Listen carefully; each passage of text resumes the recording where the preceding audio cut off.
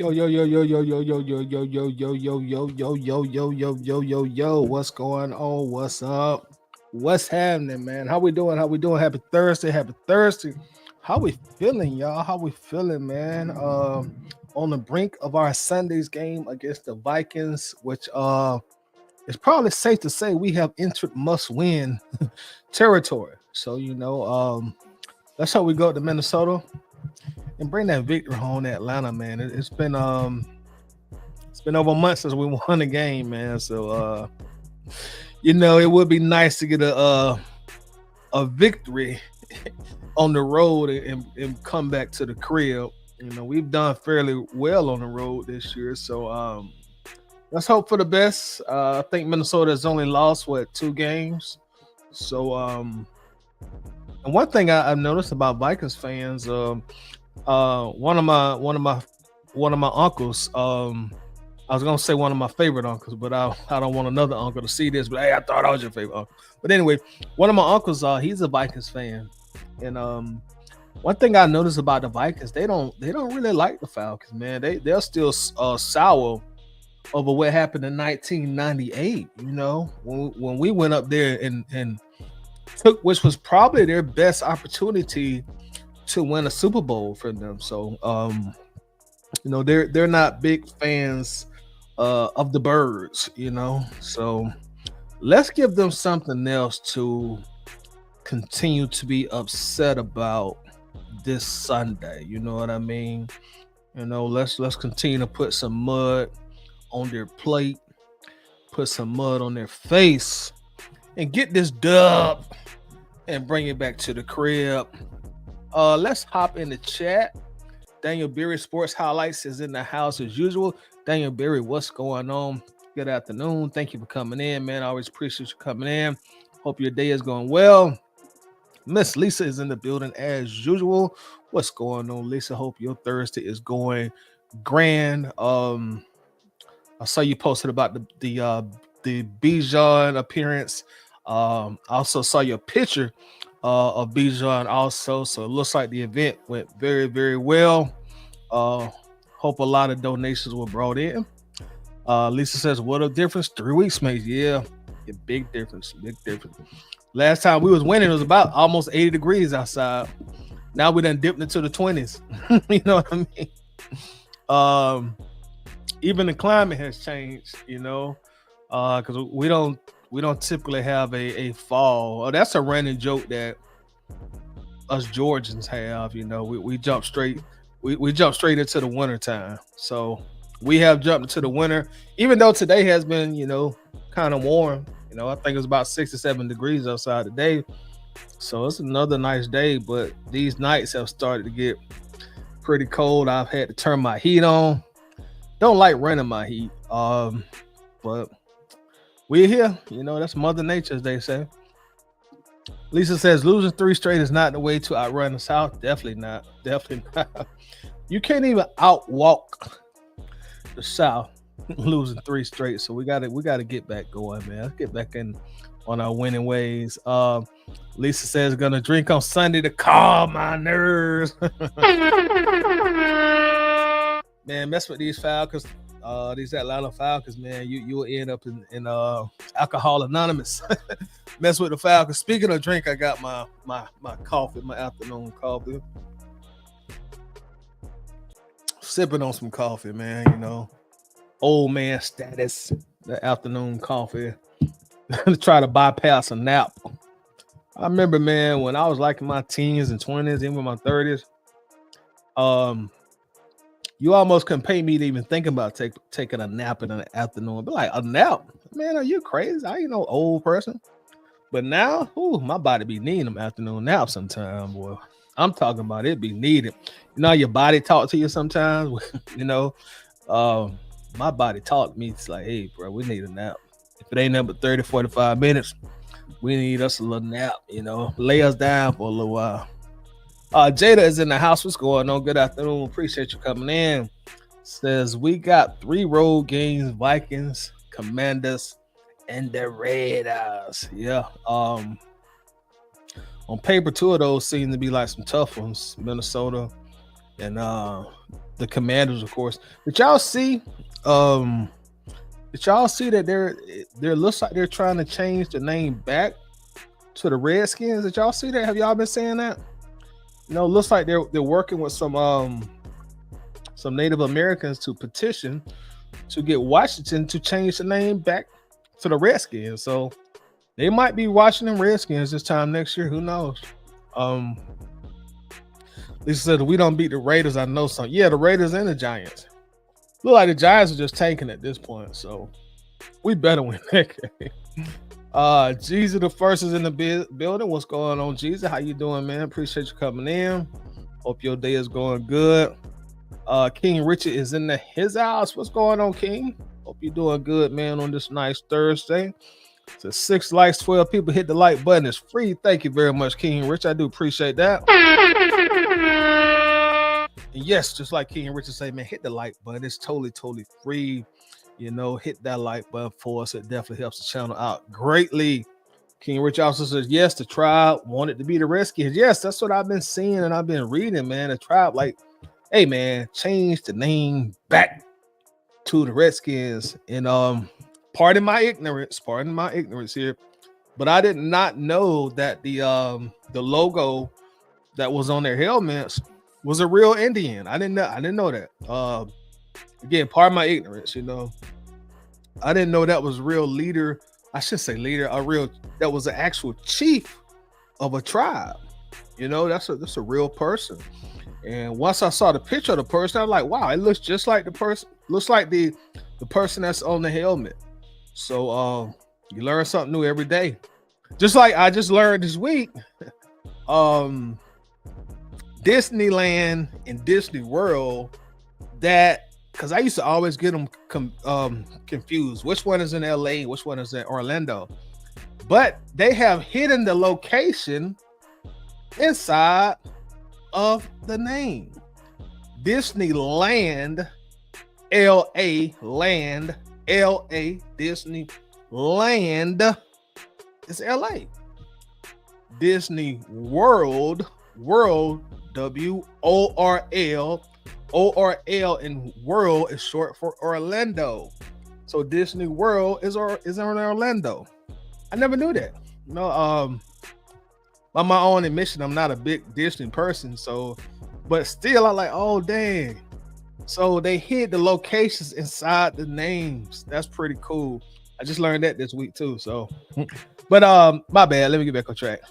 Jada says, I think we should cut Kirk to fill his hole on the defense.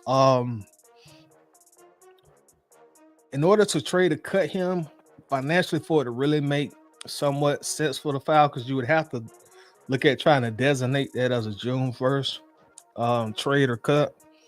I know if we were to release him, as bad as he playing, man, it's gonna make it tough to find a trade partner. But if you release him, if we were to cut him after June 1st, this coming off season, of course, it would be a dead cap hit of $40 million in 2025, and we won't save. Excuse me, we won't save anything on the cap in 2025. Now, the next 2 years in 2026 and 2027, we will save a combined total of $90 million. So that's something to think about. If Kirk can't get his groove back on, if he can't find himself the last 5 games, now again, we would not save any money in 2025. In fact, it'll be a $40 million dead cap hit, which we're gonna have to take that hit anyway if he stays on the team. But in 2026 and 2027 combined, that's $90 million that we would save. Man, you can do a lot of things with $90 million over those last 2 years. Jada says, what all do we need on defense? Man, we need a lot. We need a lot on defense. I would say you kind of want a more solid option at cornerback too. It ain't got to be that super duper special, but you kind of want somebody that you can get on at least a 3-year contract for the cornerback 2 position. You got to upgrade the linebackers, man. Caden Ellis, I feel like he can continue to start. But it's kind of time to stop the experiment of Nate Landman and Troy Anderson. That has ran its course with Troy and Nate. We've been trying these last couple years, really these last few years, to be honest, because this is the third year. So last few years to let one of those guys propel themselves into a solid, impactful starter at linebacker, specifically Troy Anderson, because he's a second round pick. But it's time to cut your losses. I don't know how you're gonna do it. If you're gonna do it in free agency, you're gonna do it a trade or a draft pick or whatever. But you got to get you a real linebacker alongside Caden Ellis. You can't go into next year trying to wait on Troy Anderson and Nate Landman. Those guys are rotational pieces. They're depth pieces. And I always say, I'm more of a fan of Nate Landman because he was an undrafted free agent, and we're only paying him about $800,000 per year. So, I like that part of it. Tyreek Johnson in the building. What's up, Tyreek? How we doing, bro? Hope everything going good with you. Georgia, Texas boy is in the house. What up, Tide and Falcons fan? We chilling. Georgia, Texas boys, Disneyland is coming to Texas. Okay, so they're gonna have to sneak a Texas abbreviation there somewhere if they're going off the current trend of what they've been doing. King Rich said, no, Kirk effed up, but I'm not ready to give up on him yet because he got hurt in the Denver game and they hit it and still had him playing after the bye. To be totally honest with you, man, I'm not ready to give up on Kirk Cousins either at this point. I'm crossing my fingers that he will just find himself, man. I keep using this analogy, baseball. Some of the greatest baseball hitters of all time, man, have found themselves in slumps numerous amount of times, and sometimes you got to fight your way out of slumps. You got all-time great shooters in basketball like Steph Curry. Steph Curry has found himself in shooting slumps before. You fight your way out of it. Michael Jordan, LeBron, Kobe, all these guys go through shooting slumps. Rest in peace, Tony Gwynn. He go through hitting slumps, and you fight your way out of it. Now, I'm not comparing Kirk to LeBron or Jordan or Tony Gwynn in his sport. He's not on that level. Those are some of the best of the best. He's not one of the all-time best quarterbacks, but I'm just trying to say, sometimes you go into slumps. You just got to fight your way out. Even as people, sometimes we go in slumps at our job. Sometimes you just have like, boy, I can't get out of this slump at work. Sometimes you got to mentally get yourself out that slump. Even in your day-to-day life. I guess it would be commonly known as depression. I'm not saying that Kirk has depression, but sometimes, as people, we'll go through spats where we got depression, we got mild depression, or we just got something. We just, got to get the monkey off our back. And hopefully Kirk is able to do that. But I'm with you, King. I ain't gave up on him just yet. I don't want to have to go to Michael Penix this year. I don't want to make that even a remote option because it bodes well for the Falcons to continue to have Kirk Cousins as a starter. You don't, as a football team, you don't want to just throw away that money you've invested in Kirk. We was just talking about cutting him. You don't want to have to cut him, and you take a $40 million cap hit, and you don't gain nothing on the cap in 2025. So for the football team, I want us to be able to keep him as a starter. I want Michael Penix to really stay on the bench. I want Kirk Cousins to fight his way out here and get us into the playoffs. That's really what I want to see happen. Georgia, Texas boy said, if Kirk plays poorly, start Penix for the last 4 games. I think that's a strong possibility. In fact, here in just a moment, we're going to look at Kirk Cousins' most recent press conference, and he seems to indicate the vibes that I got out of what he said. He is saying he seems to indicate that he knows his back is against the wall. If he don't play well, Falcons don't win, it's possible he could go on the bench. And that's the vibe, and what I heard him say, it's kind of like that's what he said. And he said it subtle in a subtle way, but it really wasn't subtle. He was real direct. what he said, and we're gonna watch that together here in just a moment. Um, Jordan Texas boy, I hate to say it, Tidy. We need a black linebacker. We need something. We need something that linebacker, man.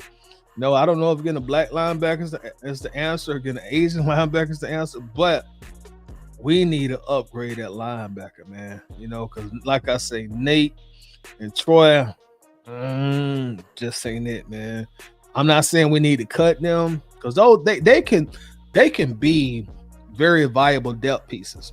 You know, they can be guys that come in and be rotational pieces and give you good reps off the bench. But starters, no. It's time to move past that phase. We got Sarah in the building. What's going on, Sarah?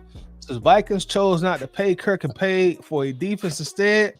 It worked out well for them. Got to blow the horn on that, Sarah. You're absolutely right. You were absolutely right, Sarah. And I hate to kind of cry over spilled milk, but there was a lot of Falcons fans. There was a lot of us people who like create content and create videos. You know, during this whole rebuilding phase, you know, a lot of us, you know, we didn't like taking the tight end at number 4. You know, we wanted to build in the trenches at that point. We didn't like coming right behind that and taking a wide receiver at 8. We wanted to build a defense at that point with that draft pick. And it still is a big uproar now about the Bijan Robinson pick. Even though I never disliked Bijan. I always thought he was a beast of a running back. But the Bijan pick with the Falcons bypassing Jalen Carter, you know, Jalen Carter had fell right in our hands, and he came from UGA, and once again, the Falcons decided to go offensive skill position, and you leave a stud defensive tackle on the bench, and there's still a lot of arguments, debates, and dissension among the fans base about that, and it's still in the media also as well. Georgia Texas boy said the Falcons had to eat $27 million in dead cap for not re-signing Kirk. Oh, the Vikings had to eat $27 million. I didn't know that. Again, going back to what we just discussed, if we cut him post June, we're gonna eat $40 million in 2025. But again, we gained $90 million the following 2 years. So if he can't figure it out, y'all, boy, I don't see them carrying him over. I knock on wood, but if Kirk can't figure this out, he keeps playing bad. They're gonna move past him. You know, they may not do it this year, but next year, Michael Penix era. Let's see here. Jada says, I think Raheem ego gonna get him fired fast, and every time the camera points toward Raheem on the sideline, he's chewing gum. Unless the Falcons just happen to lose all the rest of the games this year, I don't think he'd be fired this year. Arthur Blank is typically not that reactive when it comes to his head coaches. He tries his best to give his head coaches the opportunity to solve whatever problems are going on with the team in regards to losing more than you're winning.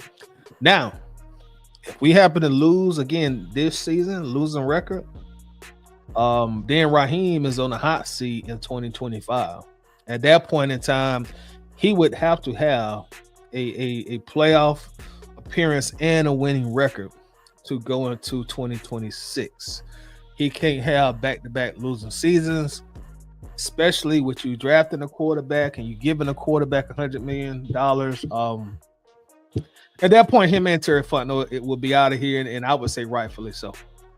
You know, I would say rightfully so. At that point in time, y'all didn't hear me complaining about the coaches, because I've been kind of been the bodyguard of the coaches this year. I've been protecting the coaches, you know, and you know, going back and forth with people who blaming the coaches. But at that point in time, I would blame the coach myself and the general manager. Get them both out of here, and let's get somebody else in here that can get the job.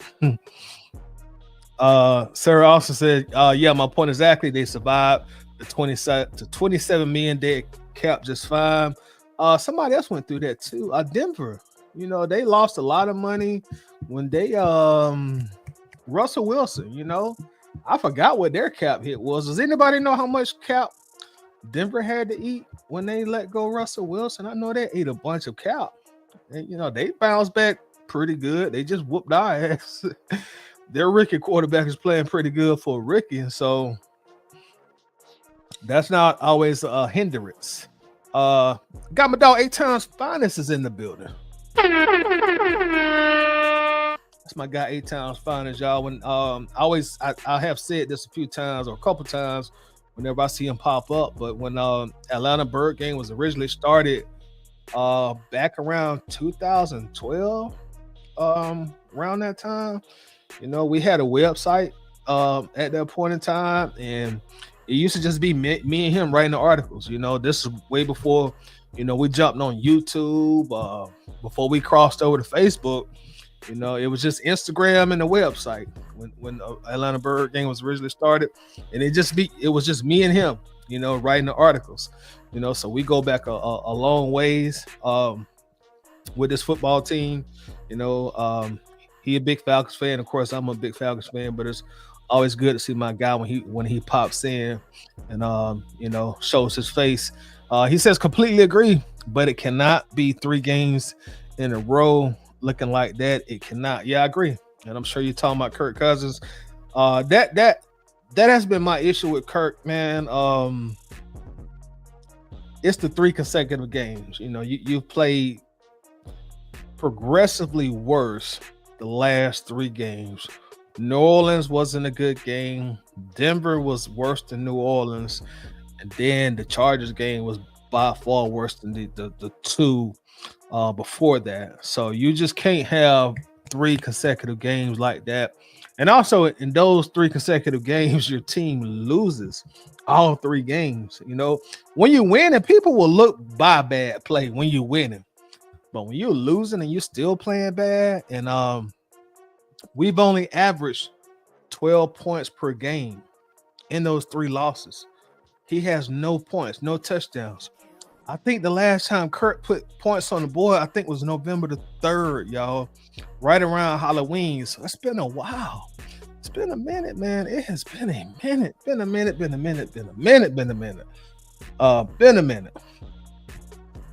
Jordan Texas boy says, okay, I think you're talking to somebody on that. Tyreek says there's quite a few teams that are in need of a quarterback. I can see us trading Kirk in the offseason, and not to mention this quarterback class coming up don't look that good outside of Shador Sanders. Miami quarterback look pretty good too. Who would you think that would be a quarterback needed team? Because I'm ultimately agreeing with you, Tyreek. Every year you got a handful of teams that gonna need a quarterback because of whatever reason, so ultimately agree with you. Sarah says Kirk has a no trade clause. You are correct. You're absolutely correct. But this is the thing. If the writing appears to be on the wall and the Falcons decide, okay, it's time for the Michael Penix show. At that point in time, what you have to do, especially with a quarterback who has a no trade clause, you have to go to him, you sit him down, you let him know, hey, it didn't work how we thought it was going to work. We got to go to our young quarterback. Who would you like to go to? Who would you like us to attempt to facilitate a trade to? Give us your short list of teams. Give us your top 10 teams in numerical order from 1 to 10 that you prefer to go to. And we're going to try to make that happen. That's a conversation that Terry Fontenot and the Falcons would have with Kirk Cousins and his agent, because you're saying, Sarah, he has to sign off on it, and that's traditionally how that works. It's just like, and we've seen this before, just like when Deshaun Watson got traded, he had a no trade clause. He worked with the Texans, and they, eventually traded him to the Browns. Same thing with Russell Wilson, who had a no trade clause. He worked with the team, and he got traded to Denver.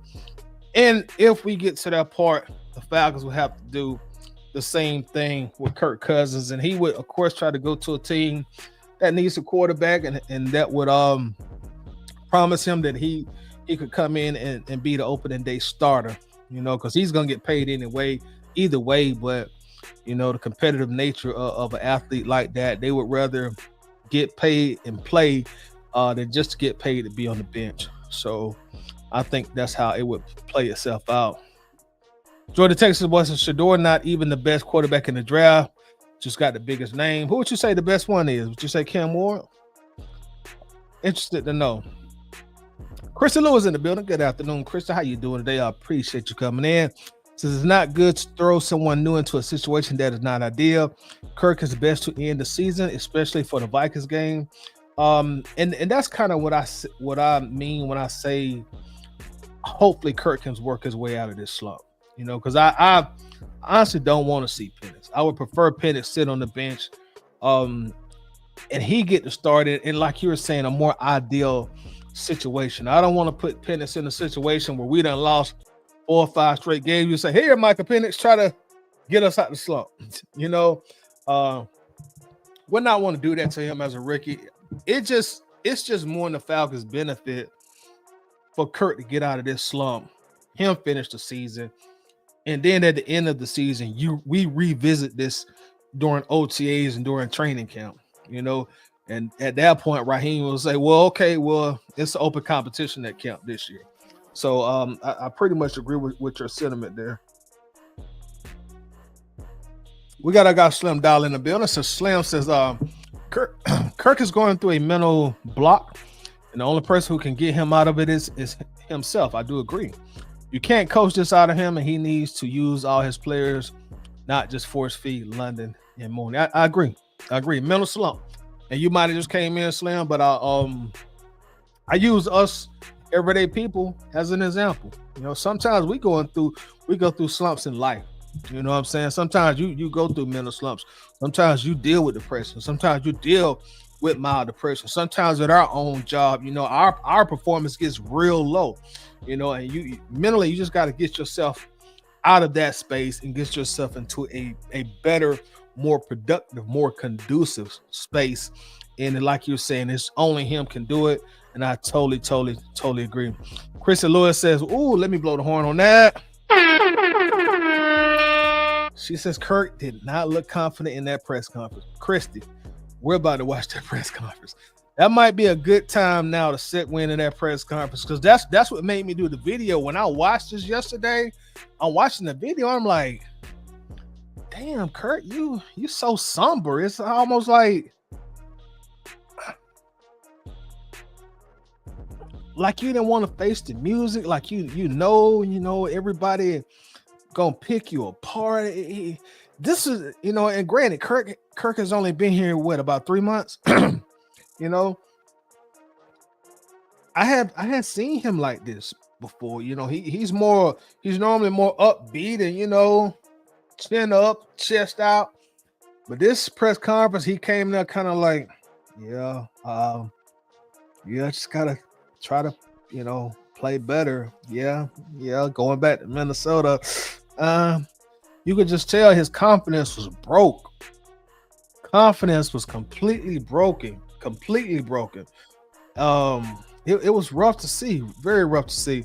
We also got our dog DB94 in the building,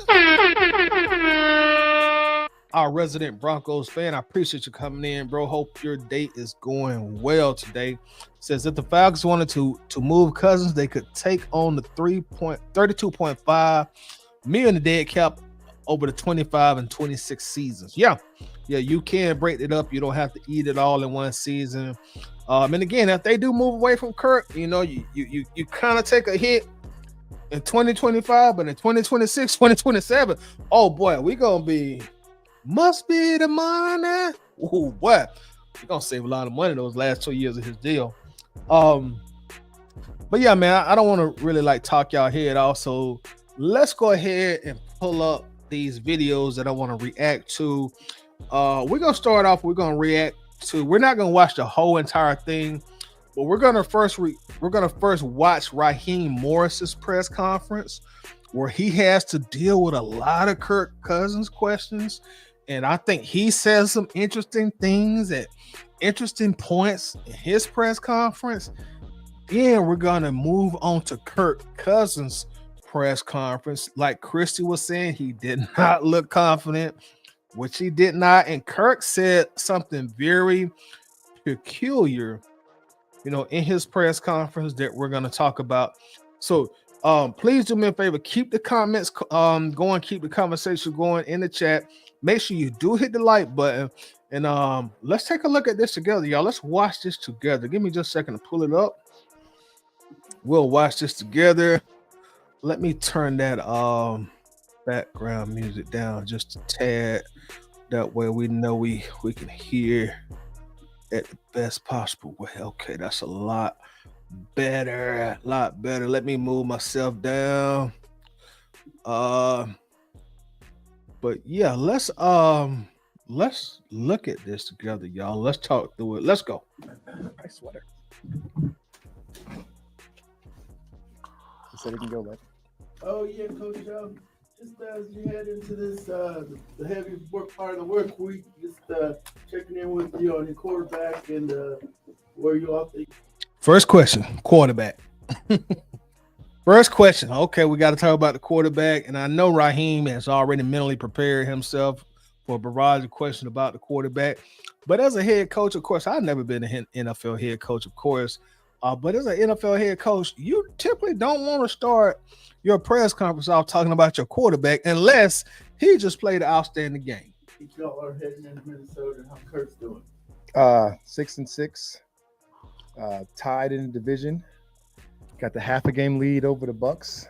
Got to go to Minnesota and get a big time win. And Kirk's ready to go. Obviously, tough game and all those type of things, but he's been through it a lot in his career, having tough games. Not necessarily as tough as that one. Probably one other like that, but realistically, man, he was built for this. And Raheem saying of his 13-year career, that he's probably only played one other game that was that bad in a very long NFL career. So that's already speaking volumes. He's ready to go. So we're getting ready to go out there and put the plan in, execute it, and walk through. Have a chance to practice today, and we'll feel a lot better after today's practice.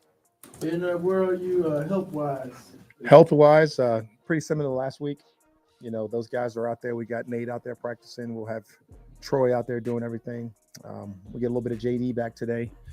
Rook, I believe, is going to start his window today for us and get a chance to get out there and practice. And we had to start what's going on with him, I think, by the end of the week. Those are the major ones, right? Mm-hmm. And then everybody else, just the normal bumps and bruises, things of that nature. Obviously, the maintenance of Mooney and Drake, what they do at wideout, but they'll be fine. They went out there and played old games and absolutely made it through everything fine.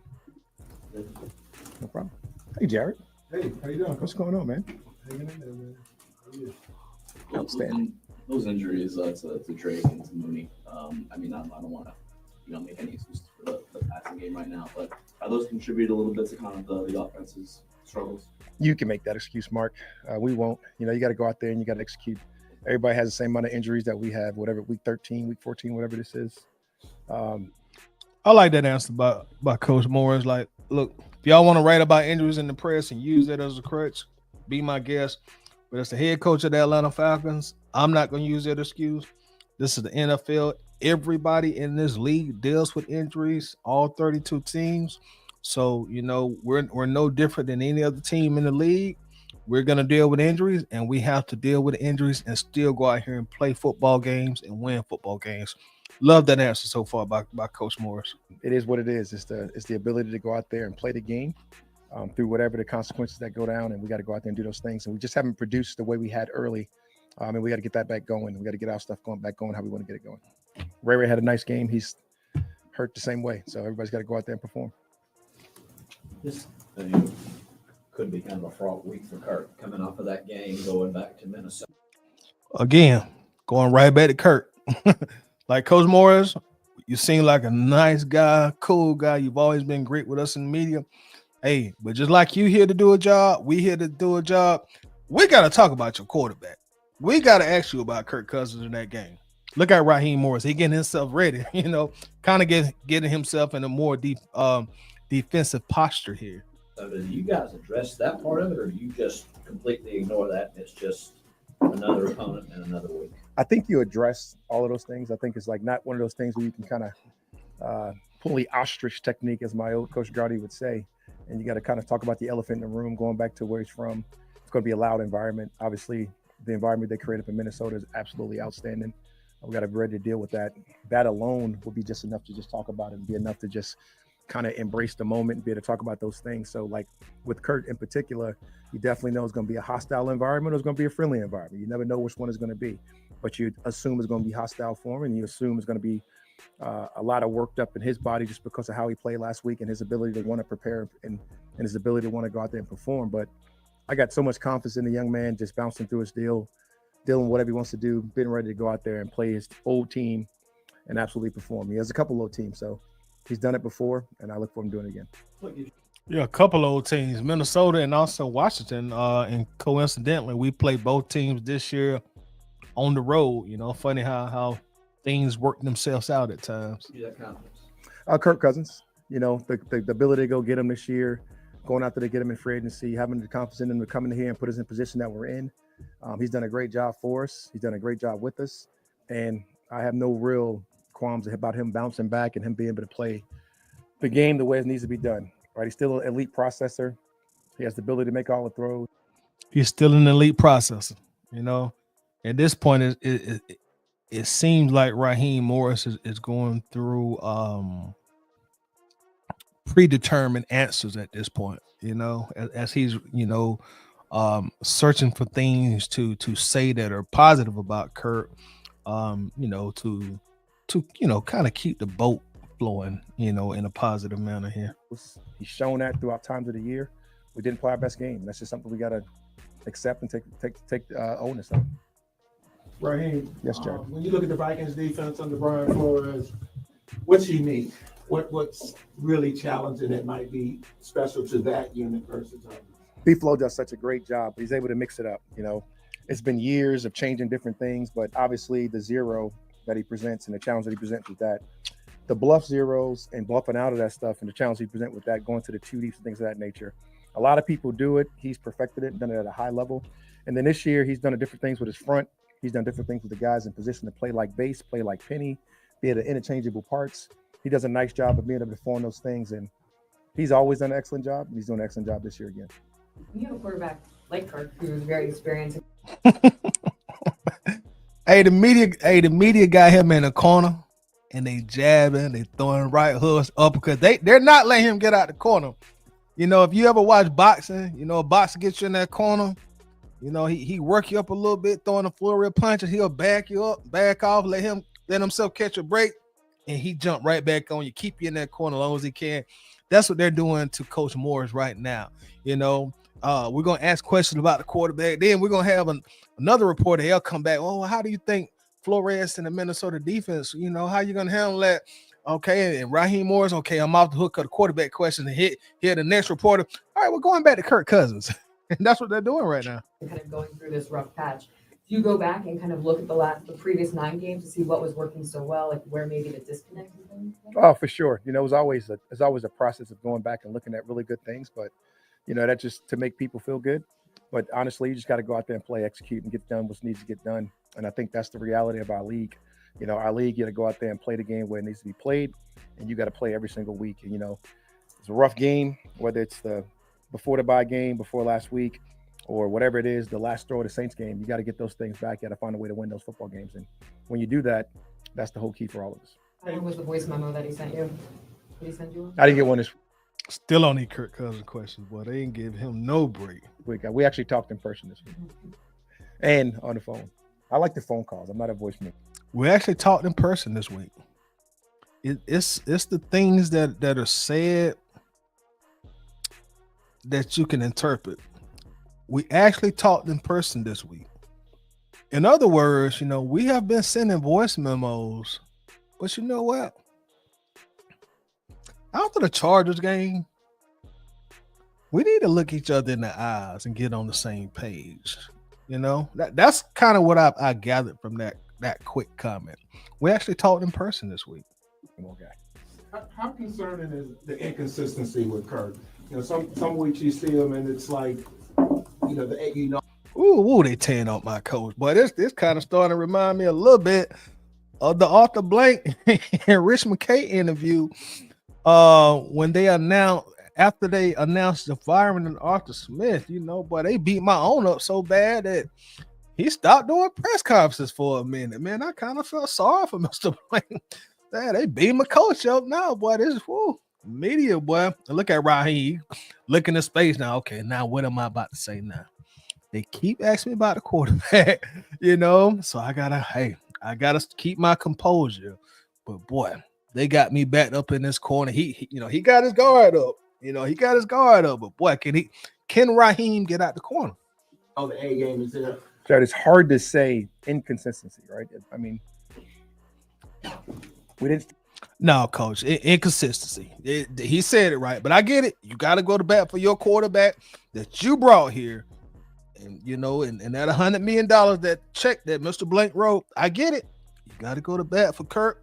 And if I was in your shoes, I would do the same thing as a head coach. But he said the right word, inconsistency. Start off the season great, and he played really well, and he had a stretch there. He played really well, and we just hadn't played well the last game in about a half of that Denver game, whatever the case may be. And we got to get him back going to where he feels comfortable. We're able to do the things we want to do, and we can execute and get the ball into our playmakers' hands. And it's not just Kurt; it's really the whole offense. It's really all of us. It's really the whole team. We got to find ways to win those football games, and so it's not frustrating. What was your? Now that's a great job by the coach. Hey, I'm gonna take all this heat off my quarterback. It's not just Kirk; it's the entire team, the entire offense. We win as a team, we lose as a team, and he's probably going to put some of the blame on himself and his coaching staff also, just to take the heat off his quarterback. That's what a head coach is supposed to do. The word you said, Jared? Inconsistency. It's not inconsistency. It's about us being able to go out there and. Yeah, see, now he's repeating himself. He started off his answer by saying it's not about inconsistency, and now he's about to finish his answer by saying it's not about inconsistency. So he's really protecting his guy at this point, who is Kirk Cousins. Execute and find ways to get wins. So, for us, it's more about not a frustration of inconsistency. It's more about how to be more consistent so you can get the wins that you need to get. Going off of that, I'm curious. I mean, you talked about the good stretches you guys played. Like October was a pretty good month. Yes. Do you look at that and say, okay, let's go back to that and see what we were doing well? Or do you look at more so what the issues have been in the last month and try to evolve that into something new that, when you're going up against different defenses, you're able to evolve your offense in a different manner. So maybe things aren't as easier to read. I think the key is what you just said. It wasn't necessarily reading it. I think it's a defense you play against, you game plan against those guys, you go out and do what you do. What we do doesn't change much. It's just some of the detailed things that you want to do in order to protect the quarterback, in order to throw and catch the ball. So those things won't change nearly as much. If you look at it from an overall picture, not a lot changes, whether it's the pistol, whether it's up under, whether you're in shotgun, whether you decide to throw it, whether you use play action pass, whether you run the football well. I think we've been kind of all over the board. We've had game we went out and we've run for 250 yards. We have game we've gone out and thrown for 500 yards. So we've been across the board being able to show excellence in different areas according throughout the season. So I think it's just about who you're playing, what you're being allowed to have, and are you able to take advantage of it on a consistent basis? And that's what we have to get back to doing. You mentioned talking to Kirk twice this week one-on-one. Is that Back on Kirk? I telling y'all, they keeping him in that corner, man. They jabbing, they throwing left hooks, body blows. Then they back up, let them think they're gonna let him out the corner and start right back jabbing. The media working a number on head coach Raheem Morris. Look at him at this point. Look at his posture right now. They done beat him up. You know what I'm saying? He having to lean on the podium at this point. They beat my coach up. Yeah, I got to give my coach a break, man. We got a big game coming up on Sunday. I need my coach to have a clear and positive mind. Y'all get off my coach. More than you talk to them in a regular week or just regular? No, I talk to Kurt pretty regularly. In passing, I usually get a chance to see him in a bunch. So it's I know the voice memo thing is pretty popular, and he usually communicates with TJ and particularly Zach a lot when they're here by themselves and they're game planning. He calls them that way. With me, usually it's phone calls, or usually I give him a call or a text message to call each other. I'm not a big long text message guy either. So I usually like to communicate in person. I usually like to communicate on the phone. I like to get the clarity and whatever we need to talk about or how we want to move forward. Last week probably would be more coming off the bye because that's the week that we really get together and we talk about some things we want to do and how we want to move forward and how we want to attack the end of stretch of this season. So that would probably be more as opposed to this week would probably be normal. Were the contents of those conversations different this week than they have been maybe in the rest of the season? They always are. The content of the conversations can't be the same. There's always something that's going to be Well, yeah, of course, it was a lot different this week. I know that conversation was a whole lot different this week. it's going to be talked about.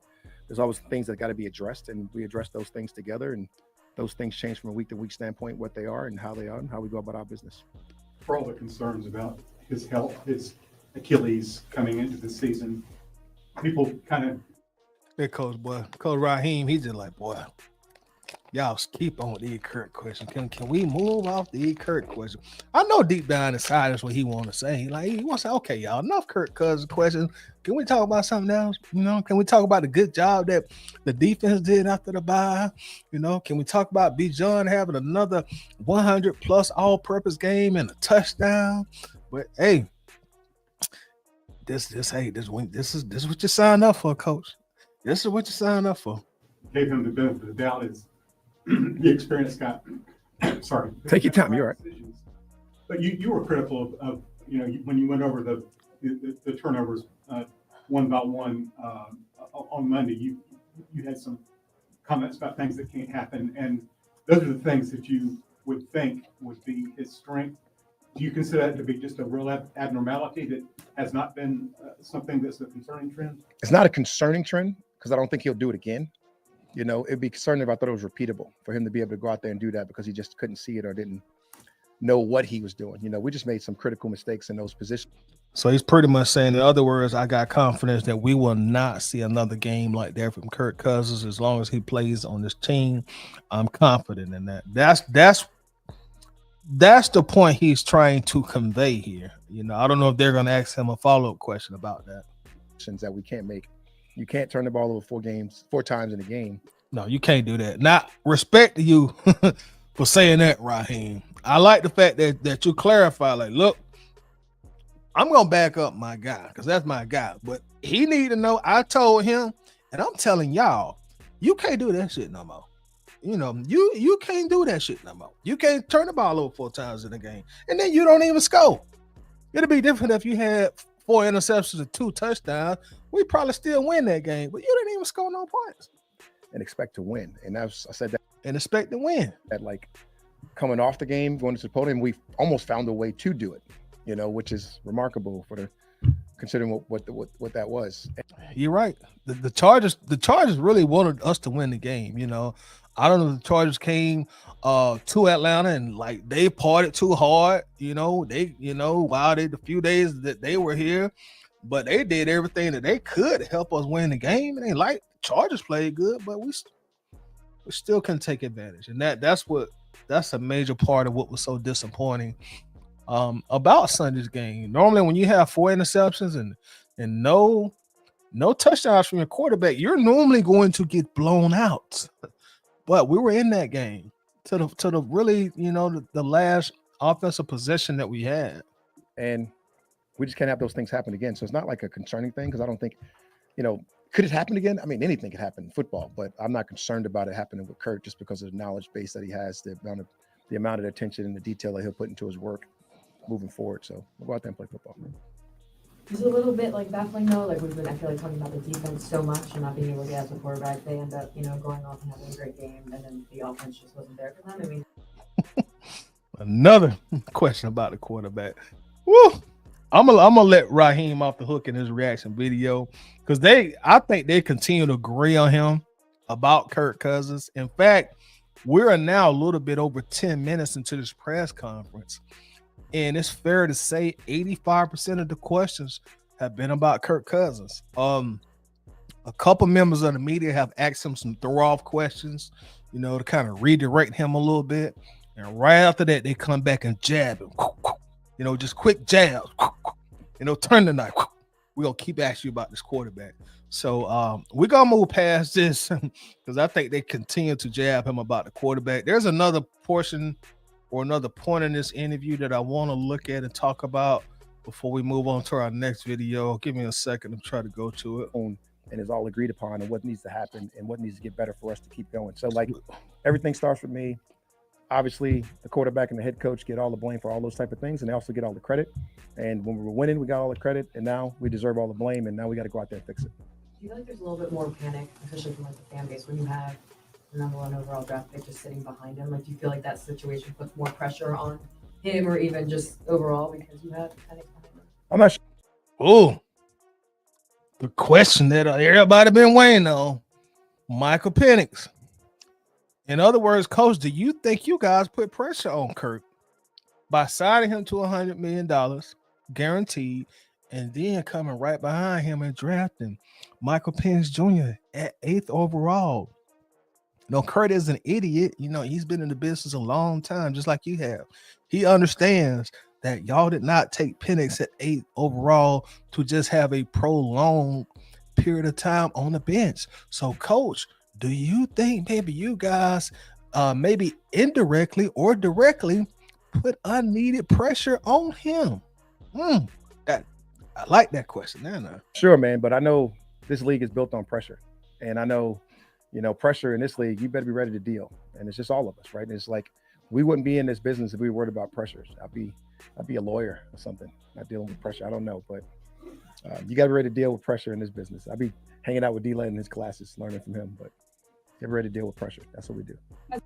Now that was a real slick diversion of the question, Coach. You know, you're pretty much saying, hey, this what comes with the job. This what comes with the multi-million dollars. This is what comes with the mansions and the houses on the East Coast, the West Coast, and, you know, unlimited funds and resources. It comes with pressure. And you are correct. You are absolutely correct. You know, and I think that was a very nice and witty diversion tactic. You know, I don't think he answered the question very detailed, and I don't blame him. You know, because you know that was kind of like a question that reporter asked to question their decision making. You know, and if he answered that any kind of way, that answer could have made bigger headlines. As a coach, do you see the irony that when you picked Penix, there was Another Michael Penix question. Okay, boy, they beating up on my coach, man. Coach, you need to go. This need to be your last.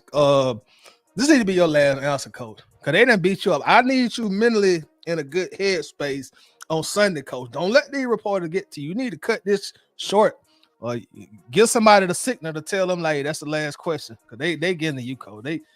The reporters won this press conference, Coach. I'm gonna just be honest with you. You did a good job, but they kept you in that corner and they ain't let you get out. We are 16 minutes in and you still in the corner, Coach. a lot of controversy on the outside about it, whether it's from national media or fans. And now you're in a position where fans and national media are saying, turn to Penix. Like, do you see that and seep in? And is that something that you have to? Now they're talking about what we've spent the entire week talking about. Is it time to turn to Penix? Interested to see what he's gonna say here. Block out? No, because I don't listen to it in the first place. Like, my whole deal is, man, we pick Penix with a real purpose, right? Our future quarterback, and when that happens, that happens. And he's getting the line, he's getting ready, and if he's called upon, he'll be ready. I believe he said that best. If he's called upon, he'll be ready. To me, that's a powerful statement. Or maybe powerful isn't the right word to use. That's a very interesting statement. It's probably a better word for me to say. If he's called upon, he'll be ready. You know, that's basically saying, like, look, if it does get worse with Kirk, we possibly will call on Michael Penix, and we think he'll be ready. You know, that Raheem Morris, he did not say we're not going to spend a lot of time talking about Michael Penix in this press conference because we have 2,000% confidence in Kirk Cousins. That's why we brought him here. You know, yeah, last game was a bad game, but you know, we won't spend a lot of time talking about Penix respectfully. You know, it just says a lot to me that Raheem Morris is now opening himself up to talk about the possibility of Michael Penix playing. You know, maybe that's not a role he should have went down in this press conference. I really think he should have, at this point, shot down the Penix conversation.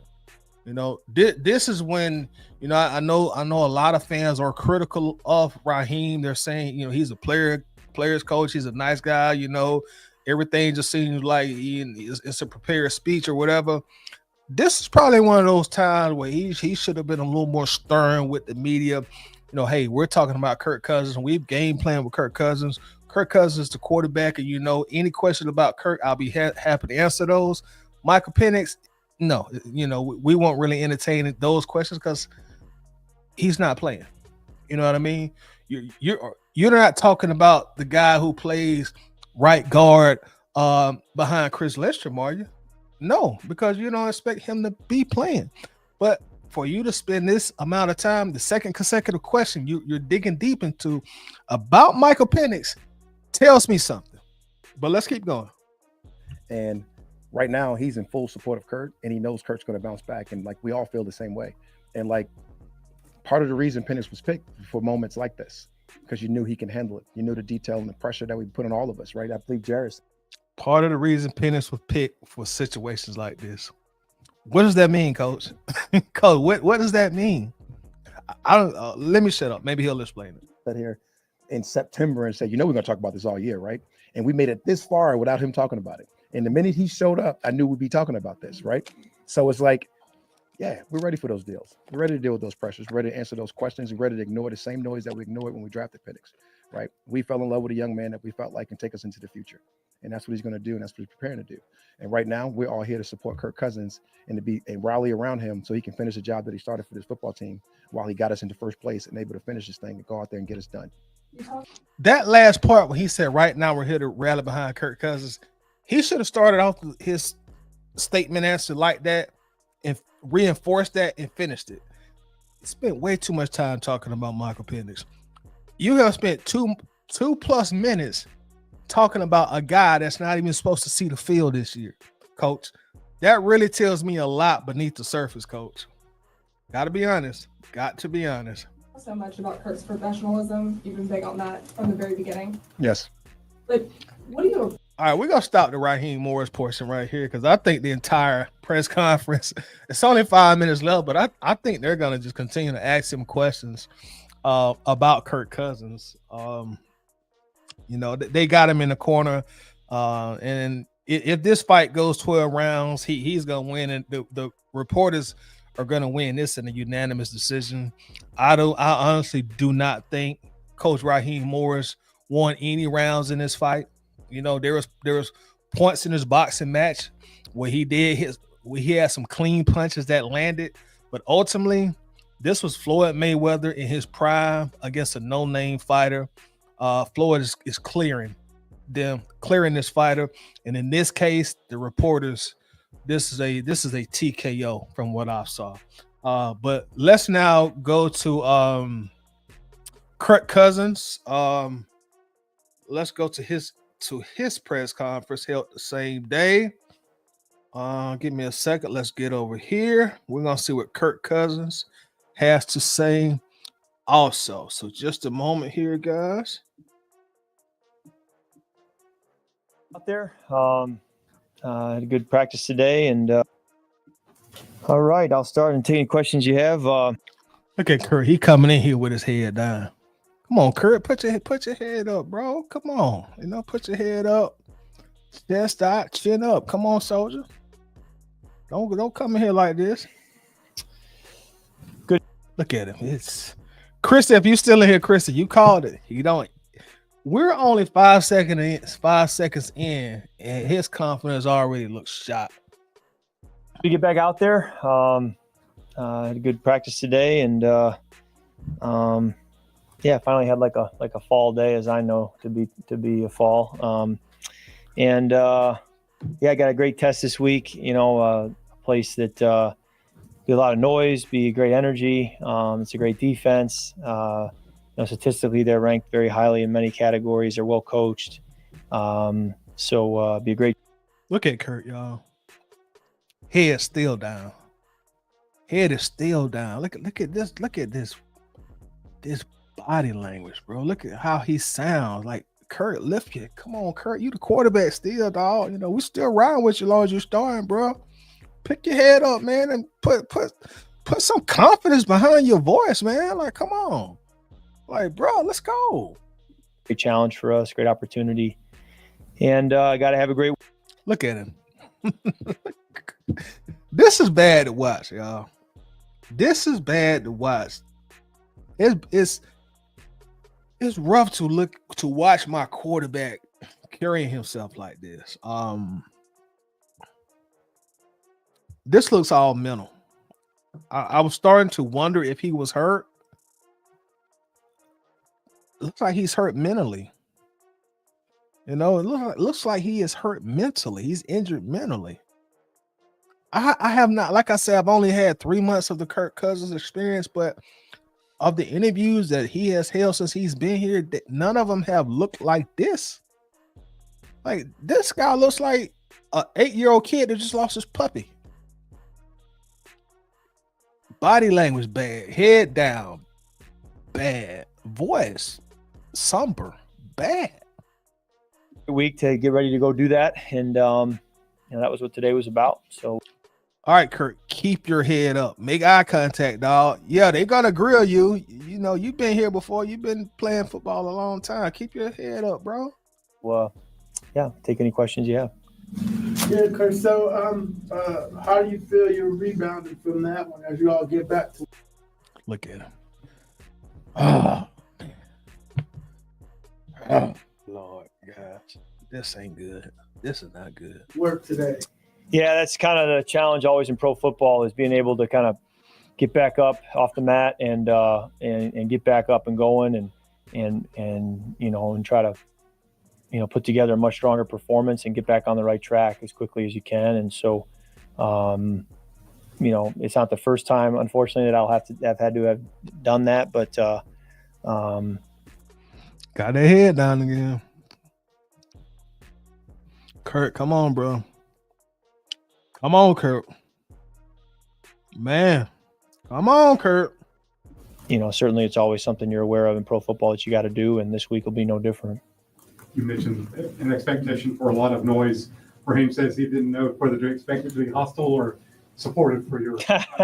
What's your expectation for how you'll be greeted? Yeah, they're great fans. They're great football fans, and I would think as a result they'll make it as hostile as they can for us. So it's a great fan base, and I believe the last time the Falcons played there, it was an empty stadium, probably, if I'm remembering right. So they didn't get to experience it then, but in 2019 they did, and it's a good fan base. What's different about going back to a place and a team that you played with before?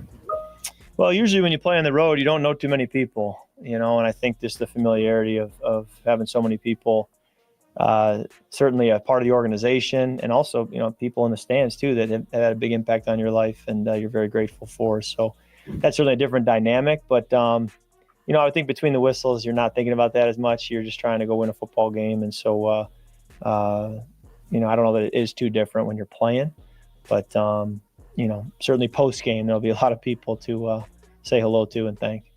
Hey, Kirk, just considering it's kind of how the last couple, 3 weeks have gone, you feel due for a breakout there? That is a nervous energy laugh. That is a laugh where he just needed to release some tension. A lot of tension build up. The reporter brought up the fact that the last 3 games have been very underwhelming. Kurt, of course, he already knows this, and he was waiting for this point of the interview or the press conference, and it finally is here. Now they want to talk about what has been going on these last 3 games. So this laugh that we're seeing, this is not a laugh or a smile of joy.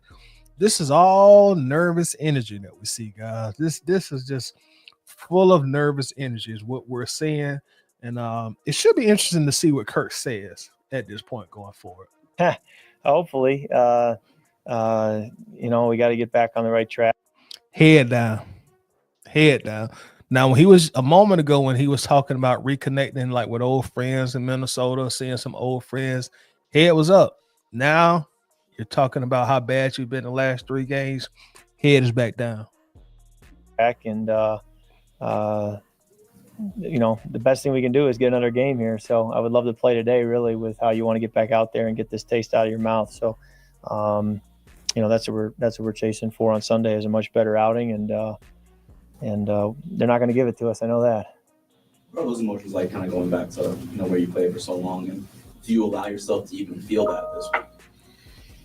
I don't know. I think you just kind of go through the week, go through your process. You understand, you know, it's like a familiar place, but at the same time, this happened when I played in Washington for the first time back. I had no idea where the away locker room was. I had never been in there. So in that sense, I'd been to the Washington Stadium many, many, many times, but had never been to it in that way. Now, look at his body language and his voice inflection when he's talking about Minnesota. You know, this is a much easier conversation for him to have, because now he's not worried about answering the pressure of answering the questions and the just being uncomfortable about talking about how bad he played these last 3 games, specifically the Chargers game. He obviously knows that he was absolutely terrible the Chargers game, and he knows how much that one particular game meant to the team, how much it meant in regards to the Falcons making or missing the playoffs. And you could tell at this point right now, it looks like he knows that he let a lot of people down, including himself, and he's ashamed. You know, I see a lot of shame in what we're looking at right now. He is ashamed. Hey, kind of felt like a rookie in that sense. So that'll have that same feeling, I assume, on Sunday, where it's okay, I've been here many times, but in this way, this is the first. So there's certainly some unique experiences there, but at the end of the day, you're there to go play a football game and go play your best and win, and that's where your focus is ultimately. You're a fan of a good sports movie, kind of the comeback story. You're sort of weak here, coming off the game you're coming into, going back to Minnesota. There are a lot of those elements. Being inside the story, can you see that from your perspective? Do you sense that part of it? Well, I guess now that you say it, you know, it'd be fun. It'd be great. It would be great. But you know, my journey's been all over the map, you know. Okay, y'all, I think this is the part where he's about to speak or about to kind of indicate that he knows if he has another game like he had against the Chargers, in all likelihood, he's probably going to get benched. You know, I think this is the part of the press conference where he's about to allude to that, where he's going to pretty much say, listen, I know and I understand. Another performance like I had against the Chargers, they're probably going to set me on the bench. And I know that at this point. And that probably explains why he's looking like this. But I think this is the part of it. Let's see. When I broke my ankle my junior year of high school, I didn't think I'd ever get to play in college. And so every time I come in here and I'm still talking to y'all, it's always kind of I guess beat the odds there. And then, you know. Hold on, y'all. We got a super chat from our guy, Rusty. Rusty, man, I surely appreciate that, Rusty. Rusty says, bro, why do we keep having to do these body language from the quarterback as videos? The last 3 years in a row, Lord help us, we deserve better. Rusty, as Falcons fans, we definitely deserve better, bro. And you're right. It's a shame that we keep constantly having to have these psychology videos about our quarterback, man. It's sad. It's unfortunate. And it's something that, to use the word unfortunate again, that we're used to, man. And this body language video here is not good. This one is not good at all, man. This is a bad one. Bad one. But again, Rusty, as always, bro, I appreciate the support, man. Thank you for the super chat, man. Definitely do appreciate that. Let's see what else our guy Kirk Cousins is about to say. college as well. Just never even thought I'd be able to be a pro quarterback. And then when I was a 4th-round pick, I thought I was a dead end to go to Washington. So there's just so many times where I've gone through my journey. I got benched my 3rd year. Y'all listen to this. This part is key. He's now talking about getting benched. I got benched my 3rd year. So many times we got down in my 4th year. I had thrown more picks than interceptions. And he meant to say I've thrown more picks than touchdowns. Now he's about to talk about another period of time where he was about to get benched again. And I'm sorry to keep stopping this, y'all. My apologies. It's pretty clear if we didn't win that game. Now, he's talking about, now this is where the body language really amps up now. Because we all know, y'all know when somebody is talking and they fold their arms, that's a defensive position. They're now uncomfortable. You could be talking to somebody, all of a sudden they fold their arms. They probably don't. They're putting themselves on the defense. They're uncomfortable, and you could also look at it like this person doesn't necessarily trust me in a sense. But those arms folded right now for a reason. I was gonna be benched probably for a long time, and I was gonna be benched probably for a long time. Look at his face right now. Uncomfortable. This is a uncomfortable conversation he's having. But you know what? I do give Kirk Cousins props for his transparency. He's being transparent right now. He is being transparent right now. He's not trying to hide anything. Like, listen, Atlanta media, Atlanta fans, like I'm just gonna be honest with you guys. Here it goes. We're down 24-0 and ended up coming back and winning the game. And so it's just kind of been a deal where this league and football and my journey is, it always kicks you down and you got to find a way to get back up, and find myself there again. I find myself there again. There it is right there. I find myself there again now. There it is right there. He's mentioned on 2 instances. He said he got benched his 3rd year. He was playing terrible his 4th year, and they were on the brink of benching him again. But he pulled the rabbit out of the hat, came back from 24-0 and avoided getting benched.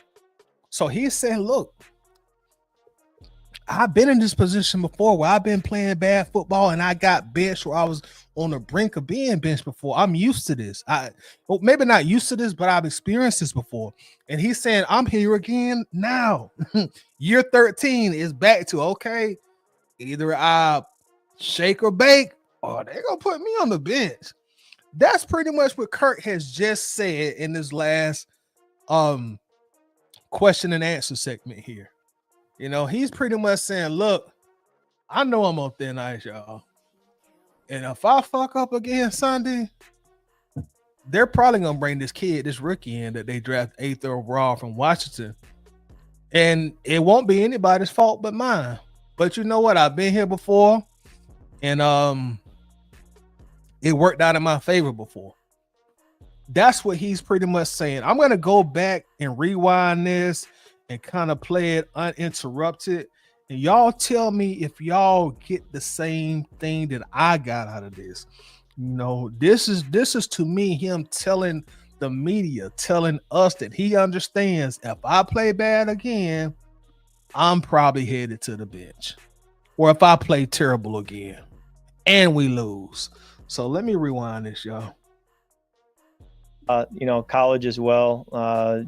Just never even thought. I've been all over the map, when I Minnesota. A lot of those elements being inside the story. Can you see that from your perspective? Do you sense that part of it? Well, I guess now that you say it, it'd be fun. It'd be great. It would be great. But my journey's been all over the map. When I broke my ankle my junior year of high school, I didn't think I'd ever get to play in college. And so every time I come in here and I'm still talking to you all, it's always kind of I guess beat the odds there. And then, college as well. Just never even thought I'd be able to be a pro quarterback. And then when I was a 4th-round pick, I thought I was a dead end to go to Washington. So there's just so many times where I've gone through my journey. I got benched my 3rd year. So many times we got down in my 4th year. I had thrown more picks than interceptions. And it was pretty clear if we didn't win that game, I was going to be benched probably for. He's talking about never getting benched. Never getting benched. Now, only thing this conversation, this answer right now is about me getting benched because of bad play. This is the time I got benched because of bad play. This is the time I almost got benched because of bad play, but I managed to avoid it. He understands what's going on right now in Atlanta. He understands, hey, I'm the old guy, I'm the old dog, 30, 35, 36 years old. I know they got this young puppy that they got who they want to run the yard now. And if I don't do my part, they're going to replace me. I understand that. I do understand that. I really appreciate Kirk's transparency here. You really, in today's NFL, you really don't see this kind of transparency from starting NFL quarterbacks. You will hardly ever see this kind of transparency. He's telling us the unfiltered truth, reality, that you really don't see a lot from today's starting quarterback making $45, $50 million per year. And I actually respect him a great deal for being as transparent for a long time. And we're down 24-0 and ended up coming back and winning the game. And so it's just kind of been a deal where this league and football and my journey is, it always kicks you down and you got to find a way to get back up and find myself there again. I wish I would say it. I don't, I wish I could say I wasn't in that spot, but I wish I could say I'm not in a predicament where I might be benched if I play another bad game, but I'm here. That's what he's saying, y'all. When people say keep it real, keep it 100, he keeping it real and he keeping it 100. I appreciate it. I respect him. I respect it. I respect him. And I salute him for his honesty and for being fully transparent. Even though you can tell this is super uncomfortable for him.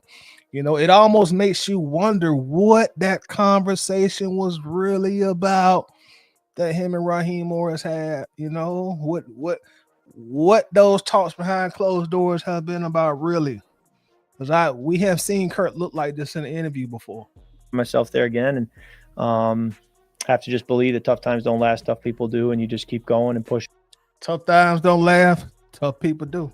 And at some point they'll tell you that, hey, you're not going to get another chance, your time is up in this league, but until then I'm going to keep trying to pick myself up off the mat and get back to work. I respect that, Kirk. I totally respect that, Kirk. And with that said, guys, we'll go ahead and we'll move forward. And that'll be that. We've been over here over an hour. So I think we'll go ahead and we'll cut it out for now. That was some real good insight that we got from our coach, that we got from our starting quarterback. And as I said, when I first came on here, y'all, I really hope that we don't even have to entertain the Michael Penix situation anymore past this weekend. Hopefully Sunday Kirk comes out and be the Kirk Cousins we saw in some of those Tampa Bay games, man. Get back to yourself, bounce back, get over this mental hump, this mental slump that you obviously have been in these last few games, and get back to playing the kind of football that we saw during that 6-3 stretch. And that way we can put all this Michael Penix talk to bed, because again, I don't want to start the Michael Penix era this year. I want to worry about that at a later time, because it really only benefits the Falcons for Kirk Cousins to continue to be the starter, and also for him to get us in the playoffs. So with that said, I want to thank everybody who came to the live stream. I enjoyed watching the film. I enjoyed interacting with y'all as always. So once again, thank you. Today is Thursday, so we got Thursday night football tonight. Also, we're going to try to come on and hopefully do the Waffle House this Friday. It's been hard for me to do it lately because my schedule has been a little sporadic on Friday, but I'm going to try my best to do it on Friday.